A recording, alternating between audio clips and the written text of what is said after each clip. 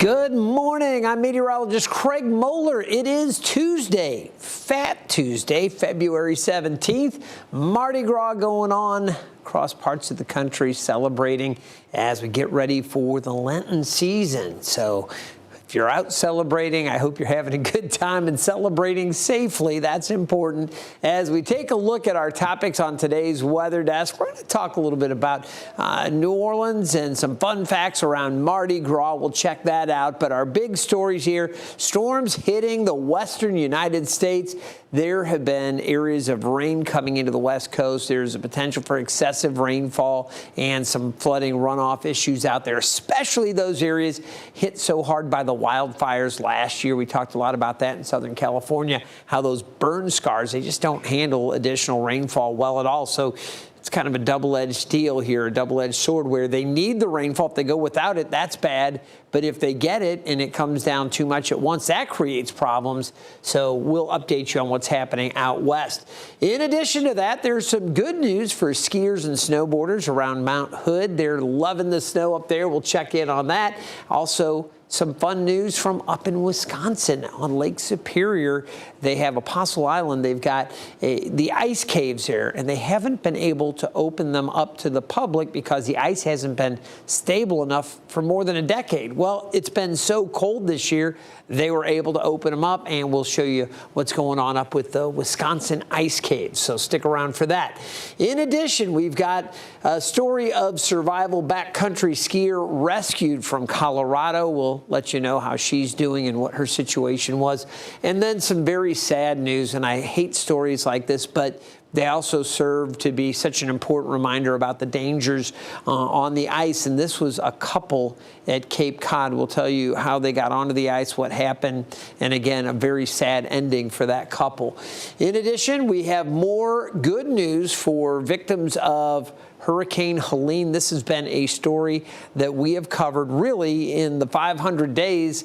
Not only, you know, the actual coverage of Helene when it came in and cut up through the southeast U.S. and did so much damage in western portions of Carolina, but we've been covering the relief efforts truly over the last 500 days, and we've got some more information, some good news there as additional relief is coming for people down in the Tar Heel State. For the French, it has been a rough go in the southwest part of France. Severe flooding, we'll show you that. And we've got Kilauea active once again. This has been a very active cycle for Kilauea, and it continues. So we'll talk about that. Again, some Mardi Gras fun facts, a lot on our local weather. We're going to talk about temperatures that are going to be up and down, and it's been a foggy start to the day here in Hampton Roads, so we'll focus some on our local weather as well.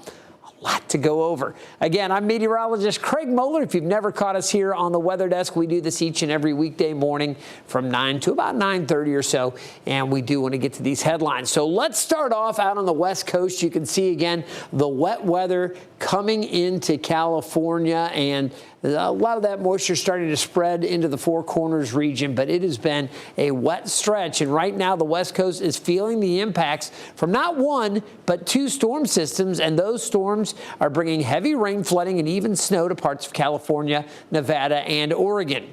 Reed Binion reports. One of the things that we're concerned about with this storm is winds. Winds have been expected with gusts up to 60 miles per hour. Authorities in Southern California reacting to the first of a series of storms threatening the Pacific coast this week. Heavy equipment operators. We've set up a swiftwater rescue team that's ready to respond, aviation resources. The National Weather Service extended a flash flood warning Monday for parts of L.A. County amid reports of flash flooding and rock slides, with heavy rain forcing road closures due to mud and debris slides. Of particular concern, the possibility of debris flow on the burn scars from last year's massive wildfires. This is all new mud, and some of the debris, you could see some of the burnt pieces of wood from the fire. In Northern California and the Central Coast, the severe weather resulted in flooding and road closures and prompted rescues. Felton firefighters actually went around and were able to hike and get to those two people to make sure that they were okay. The storm also causing downed trees and power outages. Meanwhile, in the Sierras, there was heavy snow. And while it made roads hazardous, it was also a welcome sight for some, including skiers. The winter storm also pushing into Nevada, with slick conditions snarling traffic on parts parts of Interstate 80 at the California-Nevada border. I knew there was going to be snow today, and I should have left yesterday instead of today, but oh well, I'm stuck here now. I can't even drive. I'm Reed Binion reporting. All right, we're going to take a look here along the West Coast because it's not just Northern California or Southern California. There's a large chunk of the coast that has this elevated flood potential. Again, it is going to be possible we see some excessive amounts of rainfall. You can see it from around the San Francisco Bay Area, and that includes areas all the way up through Santa Rosa, and you can see down to the south through San Jose. You keep running down through the Central Coast, Monterey, down through Greenfield, Paso Robles, and San Luis Obispo, and then farther to the south, not only LA, but all the way down through San Diego, Santa Barbara. All of these areas have the potential for the excessive rainfall. Now, right now, they're starting to get a little bit of a break. You can see how things have trended through the overnight. There have been periods and kind of waves of rain coming on. A little bit of a break for the moment, but there are a few more showers out there to the west. And again, this is part of a larger system that's really impacting the entire coast. As we take a look farther to the north, you see the snow flying back over the Sierras. And we were mentioning earlier how happy some of the resorts were to get that snow farther to the north up into Oregon. They've got some very beneficial snow. We're going to talk about some of the upside with this in a moment. But before we do, I do want to take a closer look now in Southern California and people who have been working. You know, they've survived the wildfires and those burn zones. Now they're having to scramble to protect their homes from the storm. The Eaton fire was one of several wildfires to spark last January, and it killed at least 19 people and destroyed nearly 10,000 buildings. Here you can see homes that are in the process of being rebuilt, covered in tarps to protect them from the rain. All right. Up to the north here, we do have skiers and snowboarders here in Oregon that are loving this, and we'll zoom in to Mount Hood. You can see the Mount Hood Village right there and some of the communities out there to the west of Mount Hood. They are taking advantage of the fresh snowfall and hitting the slopes. Jake Holter reports from Mount Hood. So excited. I'm going to be here all the weekdays. Mount Hood Meadows busy on Sunday after the mountain got some substantial snowfall overnight. It covers up the rocks. It makes it easier to ski and way better for your skis not to be skiing over rocks all day. Liam Octor skis competitively and says races this season have been few and far between.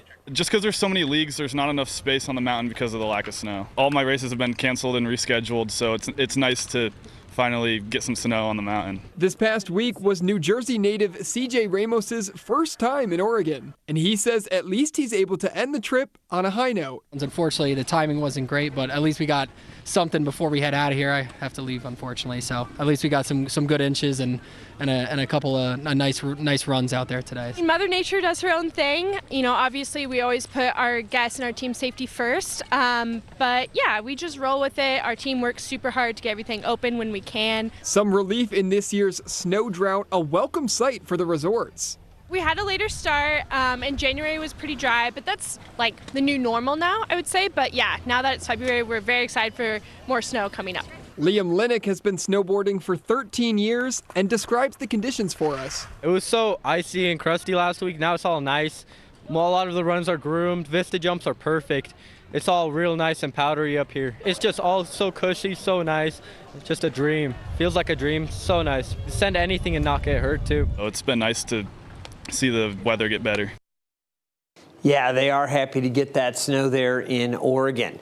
All right, now we're going to turn our attention back over to the central U.S., and here's Wisconsin, but it's one part of Wisconsin in particular we're going to investigate. We're going to head up to the northernmost part, right up on the western edge of Lake Superior. Now, this stretch of freezing temperatures has allowed the ice caves here in northern Wisconsin to reopen to the public for the first time in more than a decade. Check it out. The Apostle Islands ice caves border the shores of Lake Superior, and this is the first time in 11 years that the weather conditions are allowing people to roam the caves. Workers only allow visitors access when ice conditions remain stable. A spokesperson for the National Lakeshore say that safety is a top priority, and they are constantly monitoring for any temperature changes. Isn't that incredible? And again, it's funny. I'm able to zoom in on my weather map here, and we get down to the satellite data. And this is actually the parking lot with the trail access. And then those caves are right along the shores here. They form with some of the bluffs, and it's just amazing to see. But it's just been too warm recently for the last decade, and the ice hasn't been stable enough. It is this year with all the cold weather we've had. All right, we're going to turn our attention back to Colorado now. And this, again, what should have been a fun backcountry ski trip turned into a life or death situation. Marshall Zellinger spoke with skiers who had to be rescued after getting stuck on a mountain. Just be glad you cannot feel what you see in this video. If you are moving, you can stay warm. By the end of it, we were probably moving like 30 feet every 30 minutes. John Hodge is one of 7 backcountry skiers who took this route near Aspen on Sunday to get to the Goodwin Green Huts at close to 12,000 feet. We're on a ridge past sunset, 60-mile-per-hour gusts, negative 20 degrees. It got so bad, one of the skiers suffered severe frostbite and hypothermia and could not continue. People were giving her piggyback rides, carrying her, and progress was really slow going. John's nose shows a sample of the frostbite he said each member of the group suffered. 2 needed rescuing late Sunday night, with one of the skiers in critical condition. Using GPS data from one of the rescue team members, you see the flight path for the medical helicopter. There are 3 lines and lots of circles because clouds made it impossible for the helicopter to land the first 2 attempts. I was laying on them for probably an hour while a heli did some laps and then ran out of gas and had to go back to Aspen and then came back out. So it was really gut-wrenching. Unfortunately, at night, up in that hazardous terrain, you can't fly a helicopter into clouds when you can't see. That's a good way to have a disaster. Jeff Edelson is the chief rescue leader for Mountain Rescue Aspen. When the helicopter landed and rescuers got to the 2 patients, one of the rescuers had to stay behind for space. We do know that our helicopter rides in have the ability to be a one-way ticket sometimes. After taking the patients to Aspen Valley Health early in the morning, the helicopter returned for the rescuer, then came back hours later for 2 more skiers who made it to the hut. One of them could not see because of frostbite. GPS from the second rescue shows a ground team taking essentially the same route the skiers took the day before, while a medical helicopter was able to get in and out much easier than overnight. 2 rescues for the same group at no cost because the volunteer rescue team is free of charge. Is there a limit to the free service? So there is no limit to our free services of Mountain Rescue Aspen. Would you guys go back to this hut again? We already talked about it. John says he'd go back and told us today his hypothermic friend continues to improve in the hospital. The flight medics told them that we were critical in her survival. I can tell you I lived out in Utah, out in Salt Lake City, and worked at KUTV while I was out there. And, the survival mentality in the mountains, everybody works to help anybody that is in, real distress. You put down and set aside costs. That's an incredible service that Aspen helicopter rescue team provides. But, man, what a story. And you get a sense of how difficult it was to navigate up there in those conditions and that they got them out okay. That's pretty amazing. All right, here is another reminder of just how dangerous this winter weather can be. Taking you to Cape Cod in Massachusetts, a man remains missing after he and his wife fell through ice on Cape Cod.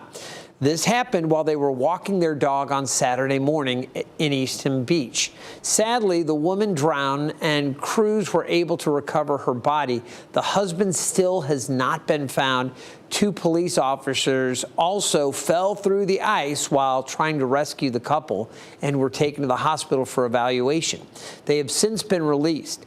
Now, the couple's dog was found wet and distressed, but otherwise, the dog is doing okay. All right, we're going to take a quick break, and coming up in just 2 minutes, we're going to take a look at more help for the victims of Helene. We've got more on the French flooding, severe flooding from France and Kilauea erupting. It's been a foggy start to our morning here in Hampton Roads. There's a lot to have right after this 2-minute break.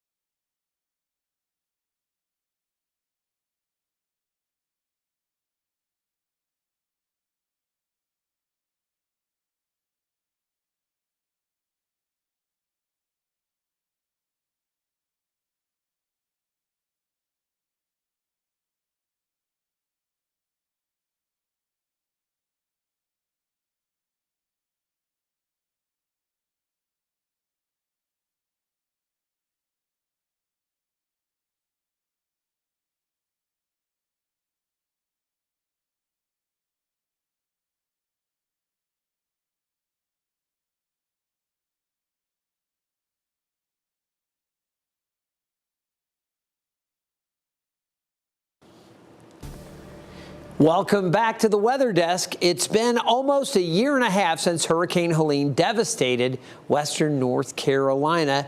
Take a look. Now the Tar Heel State is getting ready for some more help. On Monday, Governor Josh Stein announced the state will receive nearly $6 million in grants for flood resiliency. That money will go to projects in Canton, Black Mountain, Hendersonville, and Clyde. Governor Stein says the funding will not only help rebuild that region, but it will also help prepare it for future flooding.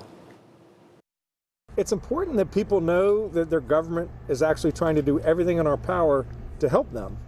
We know that there will be floods in the future, and the question is, have we learned anything from the horrific experience of Helene so that we can mitigate the pain, the damage, the heartache that so many people experienced? And the answer to that is yes, we have learned, and we want to invest today in resilience so that when that future storm comes, it will be that much less painful for the future folks. North Carolina is also getting millions in funding to help repair dams damaged by Helene. Good to see them getting some relief. All right, we're going to now turn our attention overseas, and we're going to head specifically to France, and it's the southwest part of France. This is an area that's been dealing with severe flooding. Take a look at this, the aftermath of that storm in the southwestern part of the country. So far, we know at least 2 people died from the flooding. The storm also knocked out power to almost 1 million customers. That area hit very, very hard. And we're going to jump over to Hawaii, and specifically the Big Island. You know, we like to show you this when Kilauea gets active. We take you there. And guess what? Kilauea is erupting once again. You can check it out. The volcano, which is one of the most active in the world, has been erupting periodically since December of 2024. The U.S. Geological Survey says this eruption marks the 42nd episode in the cycle. The fountains began Sunday and lasted for several hours. The USGS predicts episode 43 is likely 2 to 3 weeks away. Something to see, isn't it?